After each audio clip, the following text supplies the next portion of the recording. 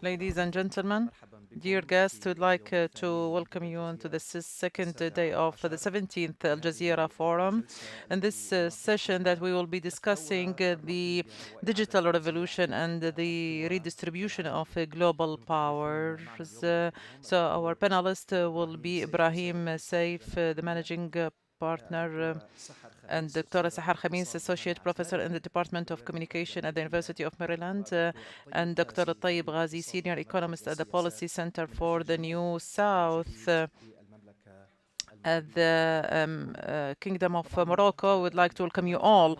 As you may know that the recent wars, especially in Gaza, Ukraine, and Sudan have revealed the growing importance of modern technologies in changing the nature of these war and to also change the balance of power. So, for example, the drones and cyber capabilities managed to empower non-acting agents and also added a dimension, cross-border dimension to the conflict, to modern conflict. The same context, the recontrolling minerals, rare minerals and supply chains related to them kind of redistributed powers and gave countries like China very influential cards in its relations with the world. Also, digital revolutions and also change the discourse, the narratives, of course, and also undermined the official narratives and also empowered the youth movements and protest in many countries. We will explore the impact of digital revolution and the repositioning or redistribution of global power, and with cyber and economic and geopolitical impact and its role in forming new narratives and public opinion. Dr. Sahar, we start with you before talking to politics and economics. We start from the place where things are, the images formed. How is the digital power has represented the narratives in the region? Of course, at the beginning, I would like to express my happiness and gratitude for allowing me to take part in this forum. Of course, this subject is highly important, especially at this timing when we talk about the redistribution of global powers. And this is the theme, one of the themes of this forum. We talk about normally, or ideally, talking about economic, military powers. But there is a big power that is lying within the word, the narratives, and this is not of not less importance than the forms of other powers that have been mentioned. Of course, it is not a secret that until recently, the dominant narrative on Western medias or in Western medias and American media specifically was biased into the Israelis at the expense of the Arab narratives. Of course, we witnessed huge sympathy towards to Israel or to the victims of Israel at the expense of the innocent lives that were lost in Gaza and the Arab world, and of course the bad framing of or representation of Arabs and Muslims and link them to the themes of violence and terrorism, of course, after the events of September 11. And whenever there is a conflict in the Middle East, that these stereotypes would emerge again from the media or through the media coverage. So you see words like Muslim or an Arab is associated, unfortunately, with the word terrorism or violence. But in reality, we have to refer to the role of the social media, or what is labeled as the digital revolution, in reforming, reshaping that narrative. And especially, we've witnessed that during the war in Gaza recently. We've witnessed many journalists, female and male, and many of them who've lost their lives as martyrs in this war. 256, 10 of them are the journalists in Al Jazeera, and we would like to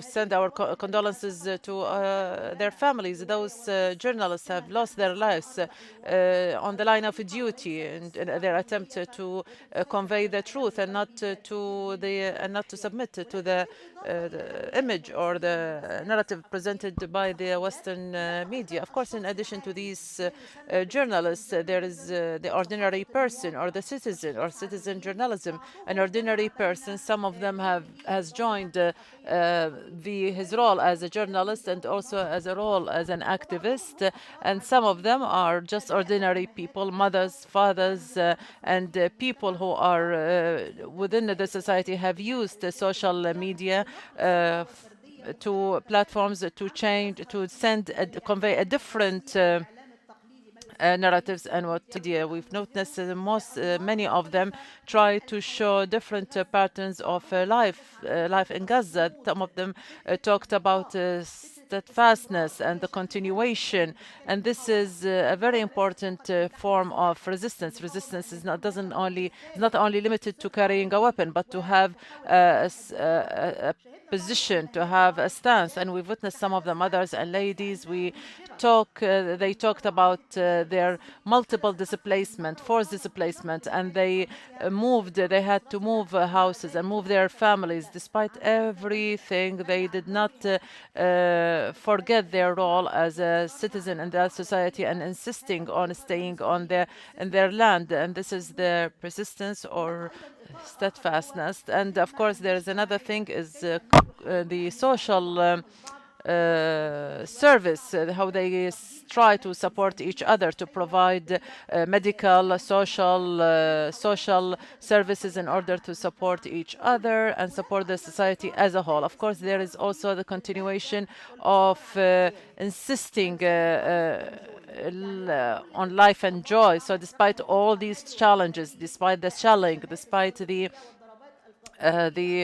bombardment, they insist on living. They still held weddings, events, and they celebrate the birth of children, and they would keep cooking, and despite the harshness of life there. So these images are all over social media platforms and have been watched by millions of people. So this have changed a lot in the stereotype, the traditional stereotype, which was probably characteristics by violence and negativity. So the world is witnessing that there are people, children, mothers, elderly, they are living in harsh conditions, despite that they insist on staying in their lands or insist on living.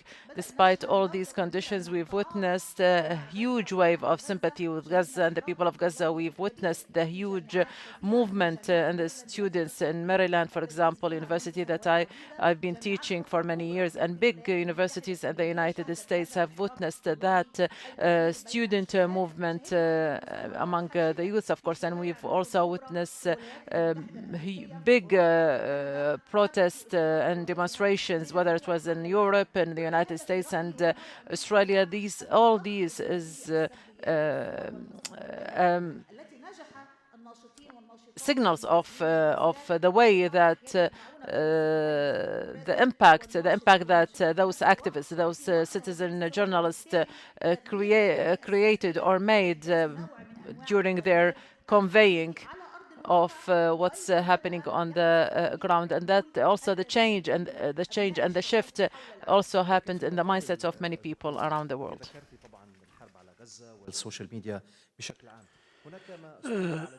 There is some which is called pushback. Social media outlets with certain algorithms have banned the dealing of certain terminology. How was this used as a tool to change public opinion? This is an important point. Thank you for raising it. If we speak about this movement, we see there is a pushback or the counter war.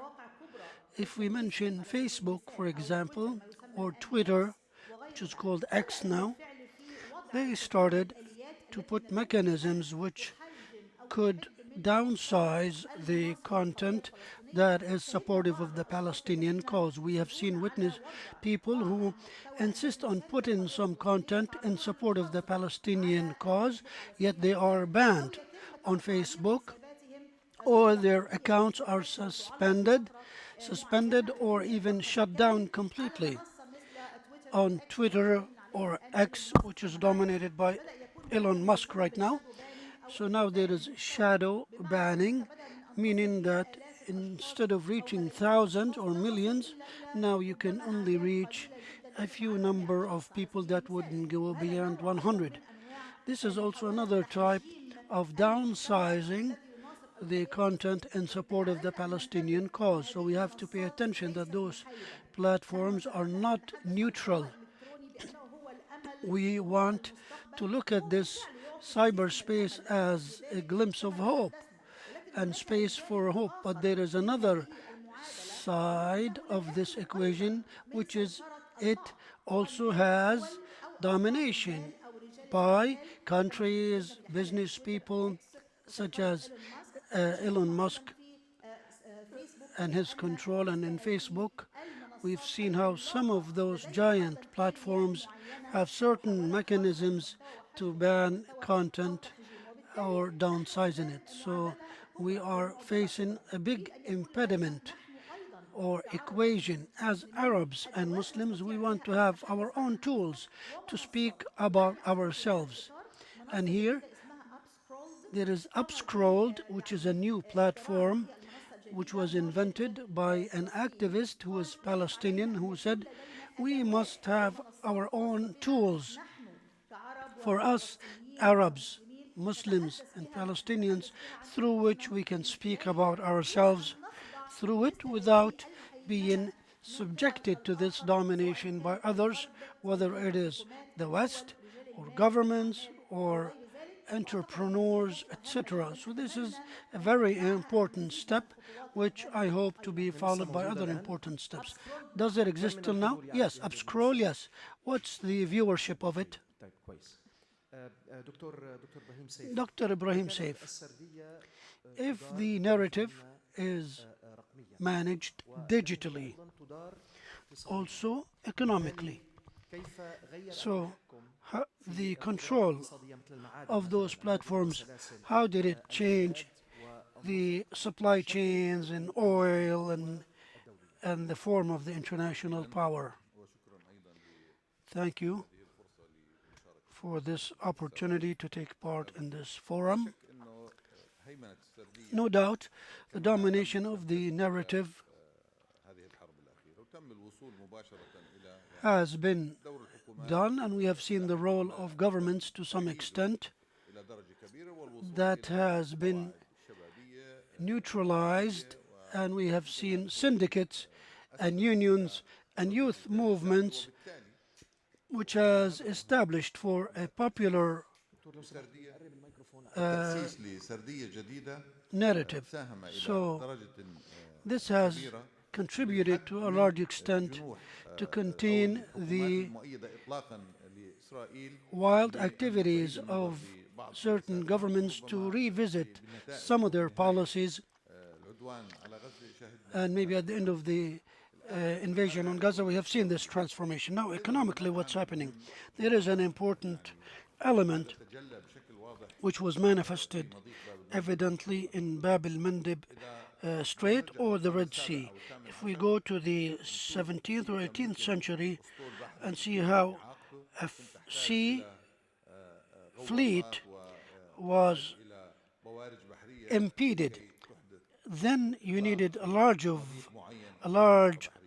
amount of ships to block it. But today we have seen that a group of drones, very inexpensive, able to block the crossings or the sea crossings or the sea ways or the straits. Also the logistics and the supply chains and how they have been affected. The features started during COVID to appear, but also we have seen disruption in the supply chains lately, which was interesting to show that the issue of integration and globalization, as we have seen it since the 10 points in Washington, which is liberate the economy and openness, etc. Today, there is a revisiting of this policy, which is deep and led by the US, which itself led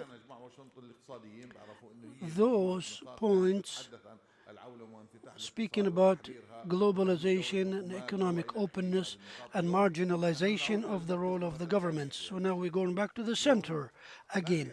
Today, there is no globalization as it was defined in the past. The United States and some Western countries have discovered their reliance on China. And also, there is the fact that out of 20 of critical metals or precious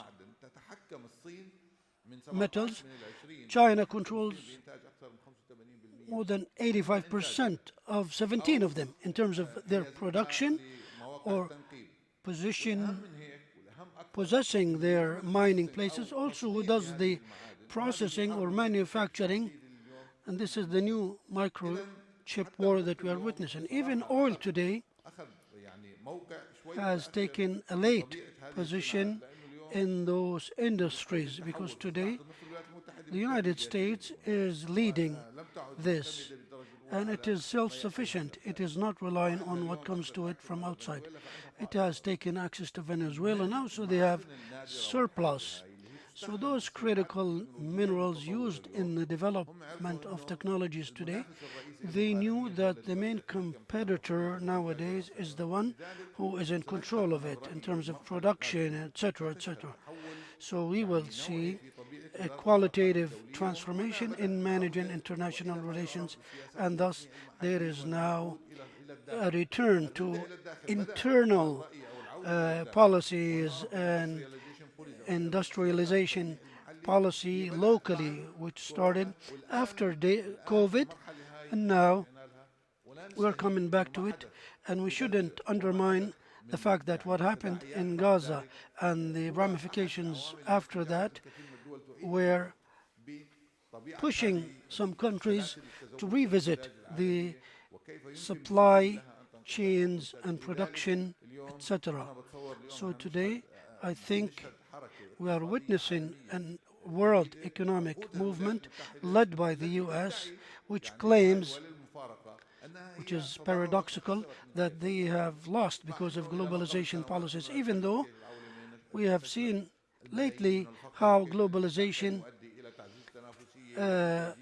has led to elimination of poverty, and now here we are at a conjunction to see where we are headed. كيف تنظر إلى موقع تايوان بالنسبة لهذا الملف ورغبتها في أن تحل هذا الملف مرة واحدة؟ لا، الآن الملف خرج من حدود تايوان. الآن الملف حقيقة يعني إنه اليوم الذي يعني يشكو من هذا الملف هي الولايات المتحدة وبعض الدول الأوروبية. هم لا يريدوا الاعتماد على طرف ثالث أيا rely on a third party. For them, even relying on manufacturing in Taiwan is still a shortcoming, and makes them subject to other exterior impacts or factors. The huge financial incentives offered in the United States in order to bring these manufacturings into to United States. Much of these industries that we used to believe as advanced, a big chunk of them, the factory of the world, not when it comes to cars only or the traditional material, but also for the micro and advanced material. Samsung, Apple is manufactured in the United States. This is what we know as an ordinary consumers. As for the accurate, for the micro industries, for example, the weapons industry, and also the that's what you know what the United States has a limited ability in engaging more than one war because of the constraints imposed on the raw material that are used to manufacture these items. So what we've been discussions about the ramifications on the narratives and in practical terms, the manufacturing of these material, there is a limitation of the military power. You can have the technology, but if you don't have the raw material to manufacture, and this limitation is imposed by the reality, and that reality made us reconsider some of the strategic policies, especially in the United States. And what's happening in the United States will be impacted by or followed by many countries. That there is a limit for digital power, and there is also limits. There are limits for military powers, and that's what the recent events have revealed. So, Dr. Tayyib Al-Ghazi, between the narratives and economics, the state will remain the factor that try to control the scene. How are countries using resources in order to enhance and strengthen its influence, political influence? Thank you, Jalal, for this opportunity. I would like to express my gratitude for the invitation that you offered me today and to intervene in this intellectual forum that made sure to follow and to analyze the events and the interventions of the many panelists did an excellent job through tackling different issues that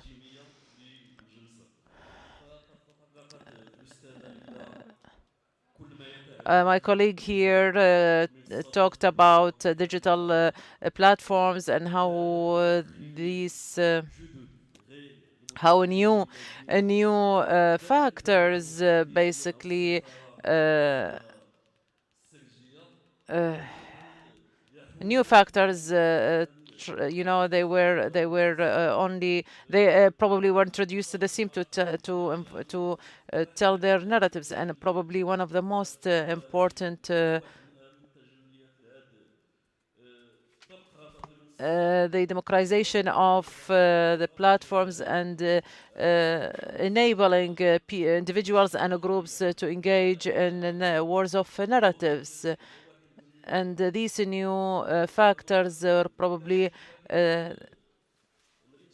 one of the symbolic victories when it comes to the Palestinian cause, for example. During the 7th of October events and what followed as well. Please allow me to, when it comes to controlling the narratives and also the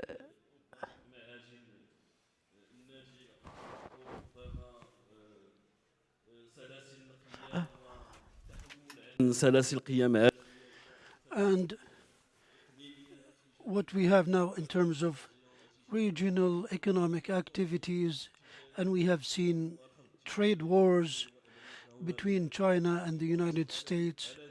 Add to that also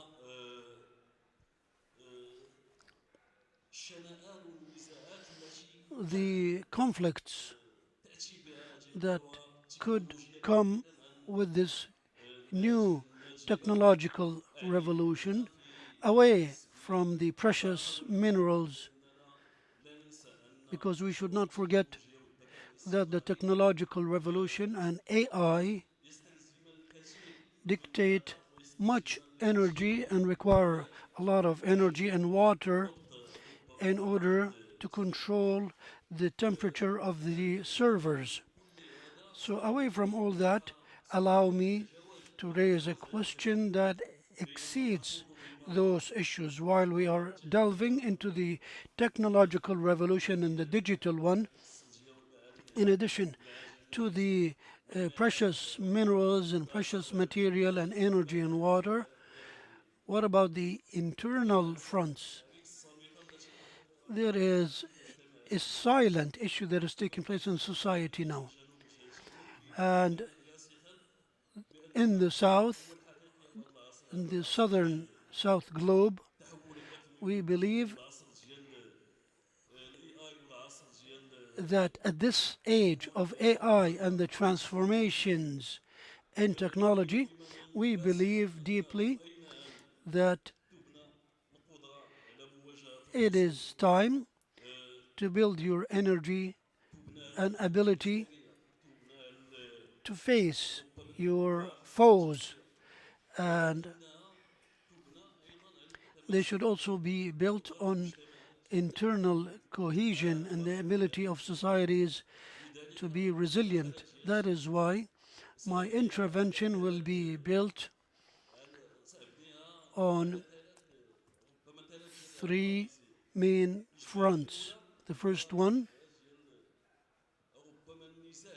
maybe the conflict between owning power and sovereignty and the fragility of the status quo internally. This fragility shows that AI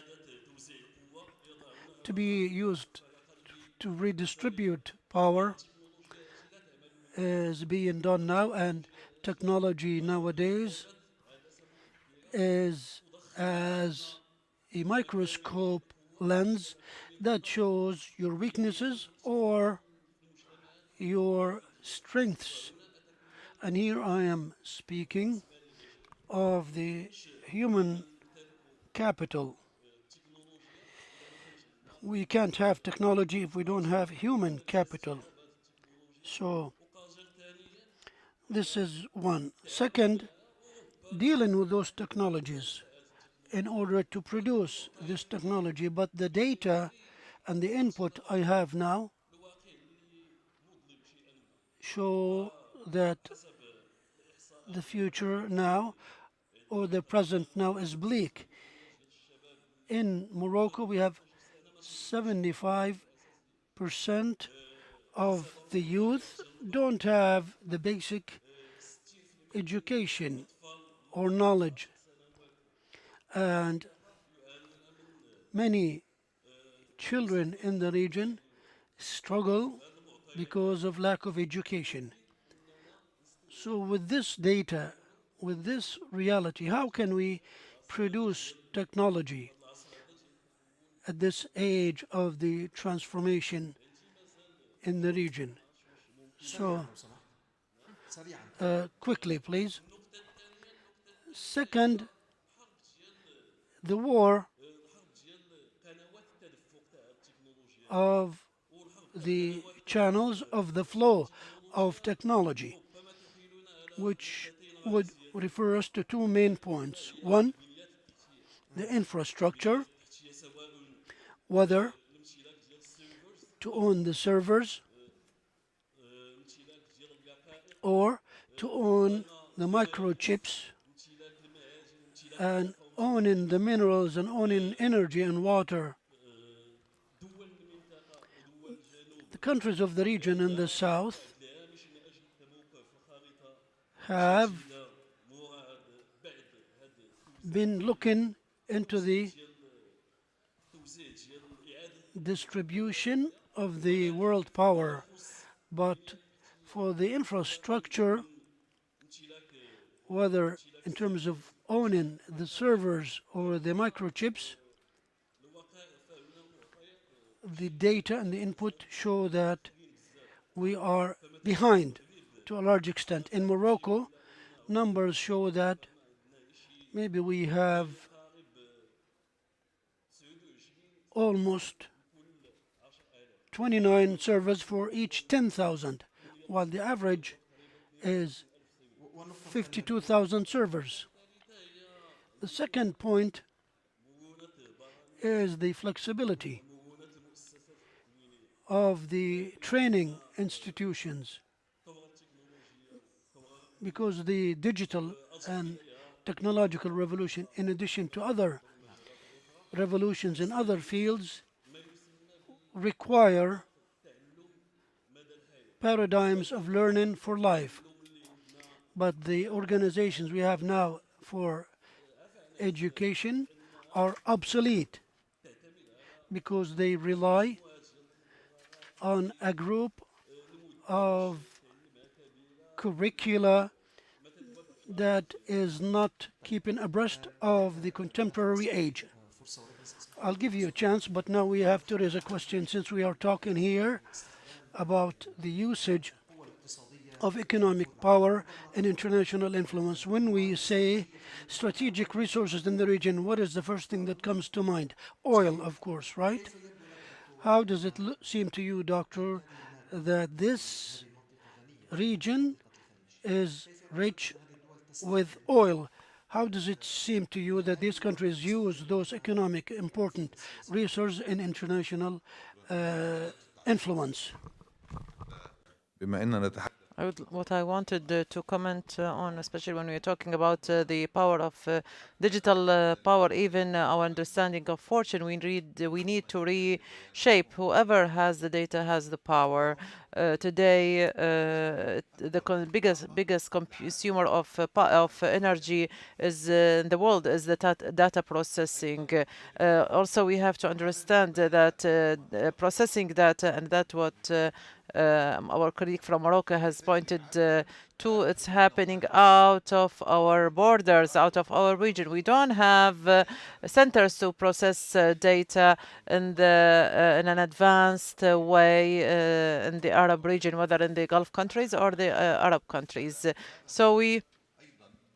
So this is it. That takes us to the limitation of the digital power that we have. If we don't have the infrastructure, if we don't you don't have the cyber security tools or the ways to control it, if you can't, if you don't own that space, whoever paid attention to Davos conversations, or some of the European leaders maybe said that even .com.org, America can stop these because these domains are controlled by the United States. So digital power has dimensions, but there are limits that we need to know. And if we want to overcome this limitation, we have to invest in these things. Of course, for raw material to export them, and we would think about you are completely wrong. The world today is not the raw material is a production element that that need to be redirected to the added value industries in order to enhance your position in the world. For example, the raw material can be replaced by similar material, can be more expensive, can be more difficult to get, but can be replaced. What is irreplaceable? We go back into the rare minerals that are being used in technology. What the wars are fought in the regions is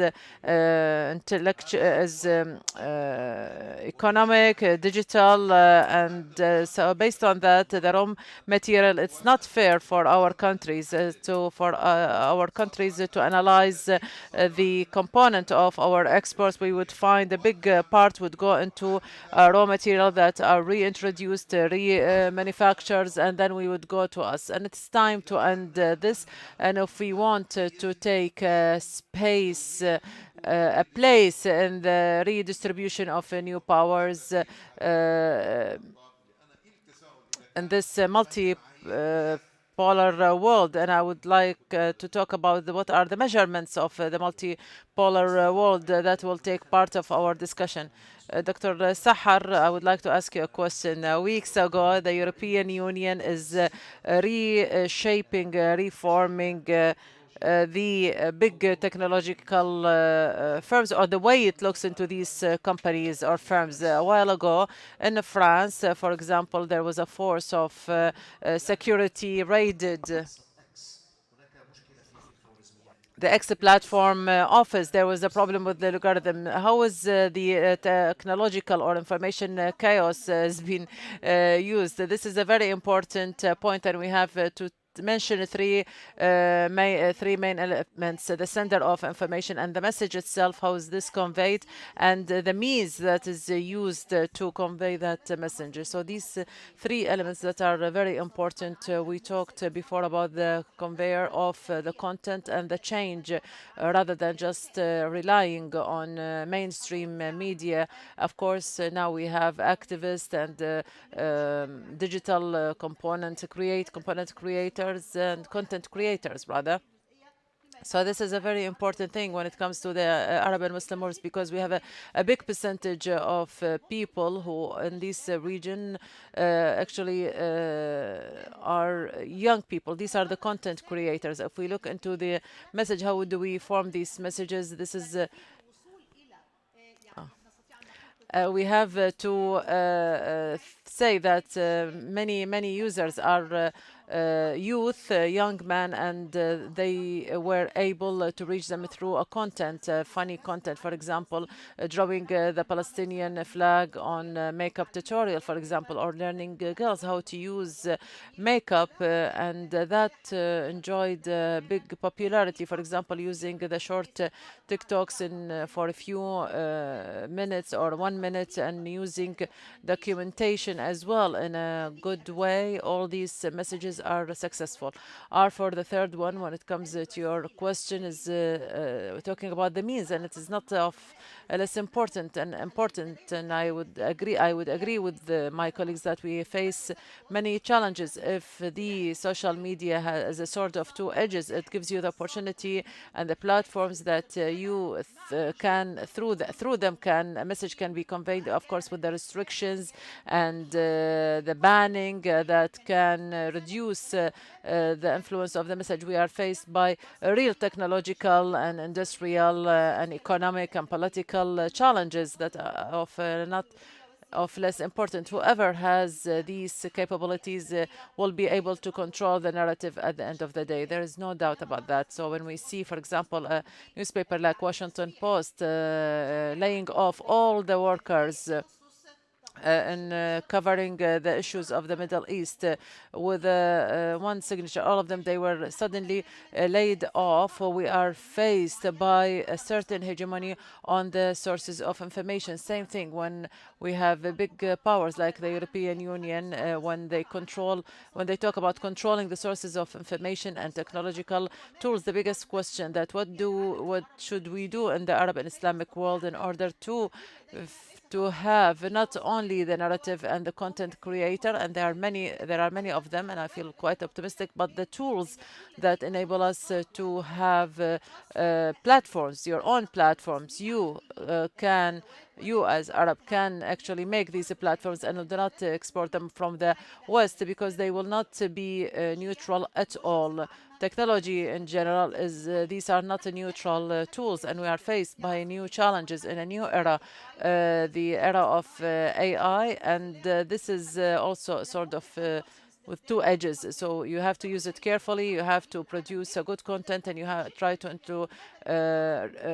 introduce yourself to others, and the content can be fake, can be misleading, and if you don't have similar tools, but you rely on the tools of ready-made tools, these tools will not be in your interest. For example, one of the researchers have asked the AI about what is the image or the picture of a terrorist. Produces an image of a person with an Arab features, wearing traditional thobe and head scarf. And where did it get this image from? So in the algorithms and these platforms are not neutral. These are also controlled by people who have the economic and military technological powers. So we must be capable not only in finding activists on the social media like Mu'taz Azaiza or Bisan Auda or activists and journalists, like Al Jazeera reporters, but to have as well the technologies, the modern technologies, and technological knowledge as well, and the economic capability in order to create these platforms and these tools in order to serve us and not to work against us in the future. Before opening for questions, the President of the United States, Donald Trump, he comes out with a very important decision through Truth Social even before the White House would announce them. So do you think that the cyberspace have changed the concept of sovereignty and deterrence in your opinion? It is a valid question and a difficult one. And but what we see in every single day, these technologies, these platforms have changed the concept of sovereignty. Not only when when Trump he would go to his platform and before probably announcing his decisions for rather than announcing them through the Congress, they changed the concept of politics through many channels, through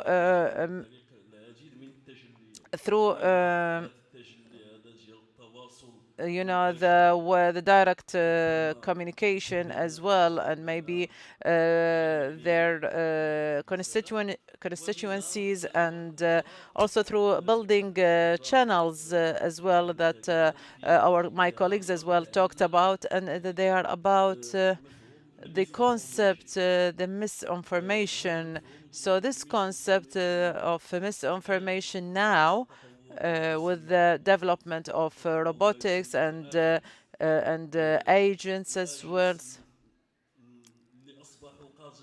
who are capable of carrying out tasks without human intervention. Even I read that for the first time an agent has employed a person to do a task and it is a joke. That was a joke.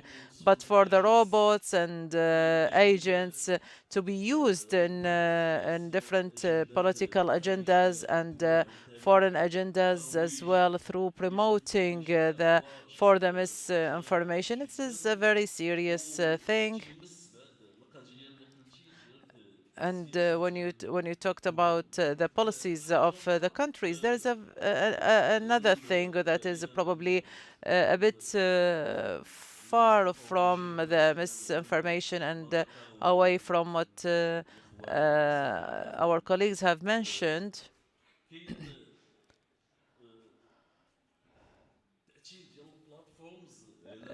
These platforms and the impact of these platforms to the impact on on the economics of the countries. When we talk about the Palestinian cause, we don't see it away from in separation of the countries who probably pay attention to this cause. The northern MENA region, the MENA region. Yes. So why did I open that point? Because one of the suggestions that we have the central cause, which is the Palestinian one, and also when we talk about, there is an aspect, of course, of trade aspect. Of course, when we have the peace deal or plan for Trump, it is an economic, completely an economic plan. It brings forward an economic solution rather than a political one, in order to limit the solution into economic one.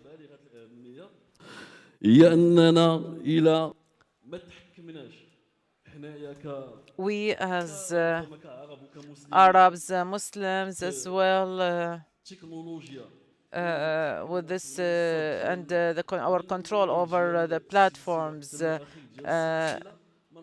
we cannot have a strong economy, an economy that can survive and provide for the people, and which can protect our countries and our cause from the exterior agendas.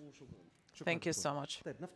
So I'll open the space for questions, just a direct question, please, and to whom it is directed. الميكروفون لو سمحت.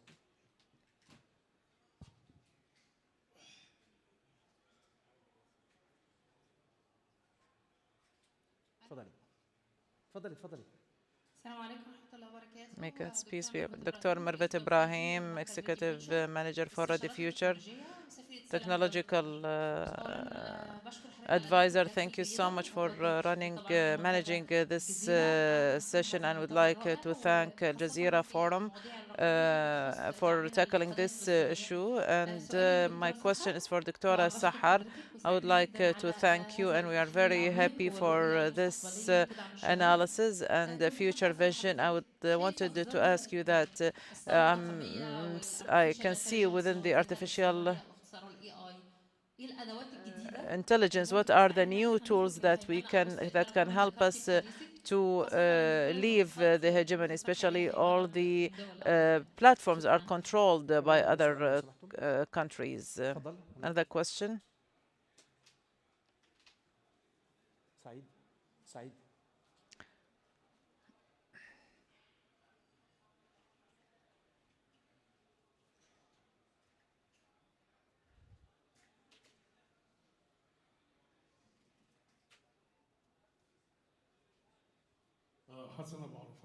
Hassan Abu Arafat, journalist, actually reports say that the digital economy can jump into $22 billion, and it can dominate 22% of the GDP. This suggests a very important question: who will be leading the digital world in the coming decades? A second question: will be there a digital superpower rather than the military superpower?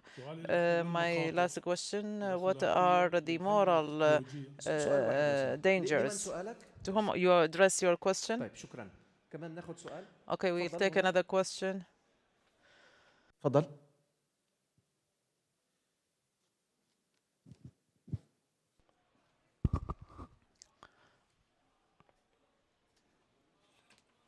My question is in English. Yes. I'm Ashraf Siddiqui. When we talk about the digital revolution, and revolutions are always led by someone, so who is behind that force or forces who are working behind this redistribution of global power? There must be some secret force. Thank you. طيب نجاوب على هذه الأسئلة. دكتورة سحر لو سمحتي تفضلي. To answer these questions, Dr. Sahar.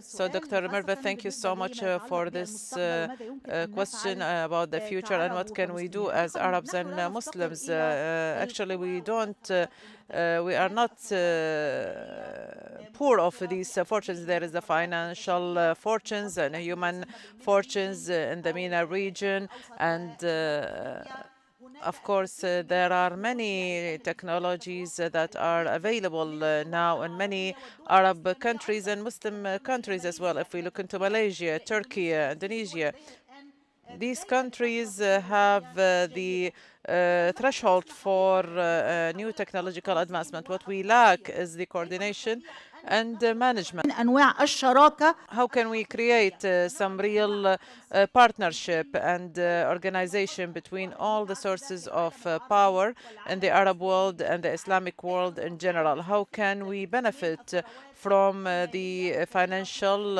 fortunes and the human also sources in the MENA region and the rising powers, and to create a new system for the Arab and Muslim world that enables us to create new tools, as hasn't been done by the upscrolled Palestinian activist who started to get and enjoy many followers just because it offers a different narrative, different from the ones that are controlling the media and controlled by probably the Western companies, or who they have their own agendas. The final question is who's behind these platforms that are not neutral, and who has the money, who has the technology? So who's leading that digital revolution? Where did it start? It started at the West, so whoever is leading it is the West. We are talking about a multipolar world, so maybe we are on the road, on the way of that world. But until now, until this moment, the biggest polar is the United States, and of course there is a new giant represented by China. Even if we look into that, there is centralization as well still for powers, whether it was economic or military or political. So we are on the way for a multipolar world, but we haven't reached that stage until now. So this dominance means that whoever has the money and technology and the political dominance will also enjoy the biggest control on the technology and the digital platforms. If we want to change this reality with all these challenges, we have to make these successful partnerships. This is, in my opinion, the way for survival. So who? Revolution. Magnificent Seven. Seven. Magnificent. The Magnificent Seven.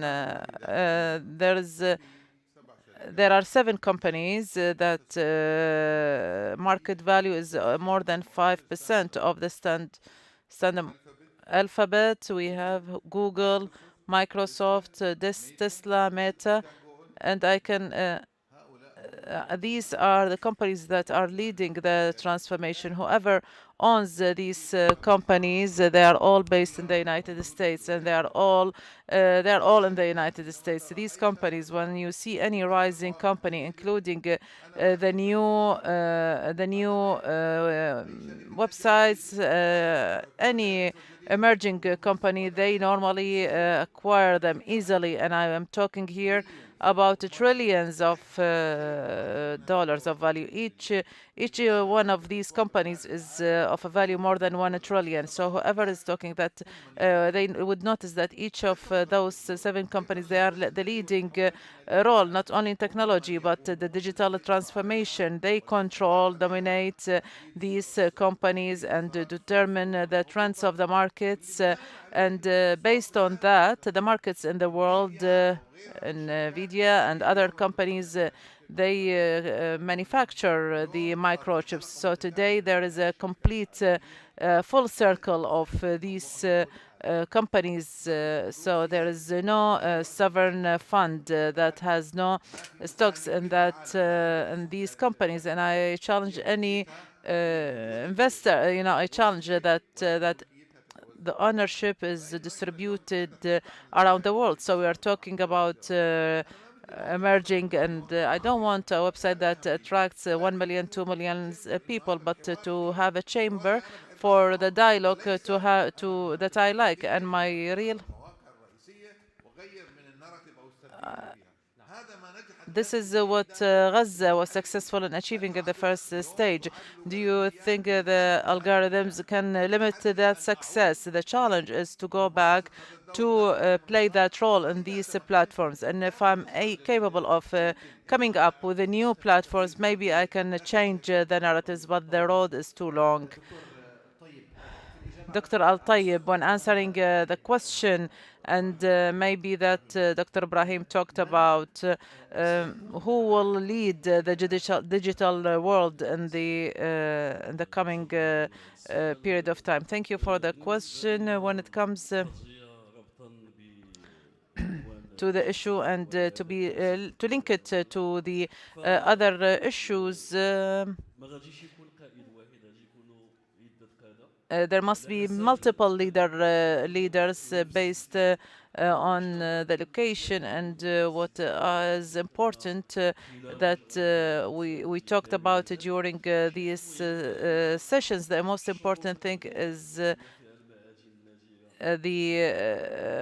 for example, the microchips and rare minerals also provide availability of infrastructure, and also the capability of to move from to have a real shift through scientific research. When we talk about scientific research, we talk about investing in human capital. So whoever is leading this digital revolution for the coming 10 years, these are countries that are capable of positioning itself strategically, and they are part and parcel of a complete chain. I would like to thank you, Dr. Tayyib Al-Ghazi, and I would like to thank Sahar Khamis and Dr. Ibrahim Saif. Thank you so much, and thank you for attending this session, and of course, some more sessions are on the way. Thank you so much.